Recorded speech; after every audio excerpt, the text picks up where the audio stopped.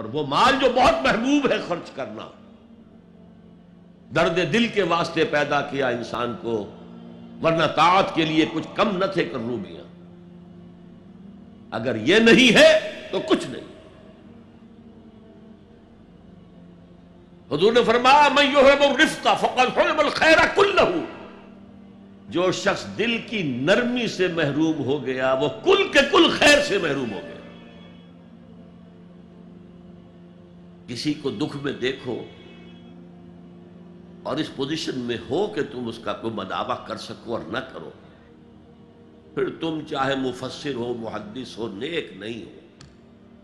تم عابد ہو سکتے ہو، زاہد ہو سکتے ہو، تم مفسر ہو سکتے ہو، محدث، نیک نہیں ہو سکتے۔